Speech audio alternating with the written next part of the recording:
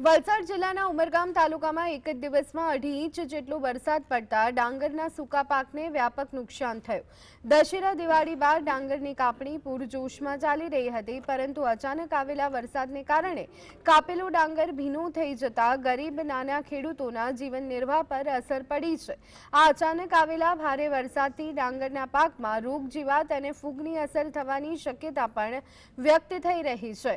ઉમરગામ તાલુકામાં નાના આદિવાસી ખેડૂતોએ પોતાના પરિવારના ઉપયોગ માટે ડાંગરની ખેતી કરતા હોય છે, પરંતુ આ કમોસમી વરસાદના કારણે પાકને નુકસાન થતા હવે તેઓ સરકાર તરફથી મદદની આશા રાખી રહ્યા છે. ખેતી છે, અમે નાના સરખા ખેડૂતો છે, અમારી આજુબાજુ પણ નાના ખેડૂતો છે. ગઈકાલે વરસાદ પડવાથી અમારા ખેતરમાં ઘણું બધું નુકસાન થયું છે અને અમારી સરકાર પાસે અપેક્ષા છે કે એમનું વળતર સર્વે કરાવીને આપે એવી અપેક્ષા રાખું છું.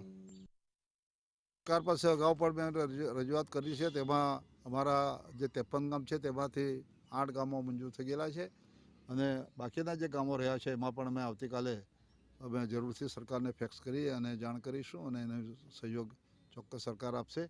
આશાવાદી છું કે આ વરસાદના કારણે અત્યાર સુધી ન થયું હોય એનાથી પુષ્કળ નુકસાન થયું છે. વલસાડ જિલ્લાના ઉમરગામ તાલુકામાં જે કમોસમી વરસાદ હતો એના કારણે મોટા પાયે નુકસાન થયું છે.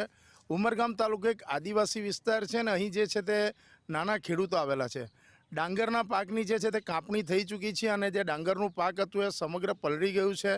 હવે આ ખેડૂતો જે છે એ પાકને જોઈને દુઃખી તો છે, પરંતુ સરકાર પાસે જે છે તે મદદની આશા રાખી રહ્યા છે. એક સર્વે થાય અને સર્વેની અંદર જે ખેડૂતોના ડાંગરના પાકને નુકસાન થયું છે એનું વળતર મળે એવો આશાવાદ જે છે તે ખેડૂતો રાખી રહ્યા છે. અને હજી પણ જે છે તે વરસાદની આગાહી છે એને લઈને ખેડૂતોમાં ભારે ચિંતાનો માહોલ જોવા મળ્યો છે. રાજેશ પાવસ્કર, GSTV.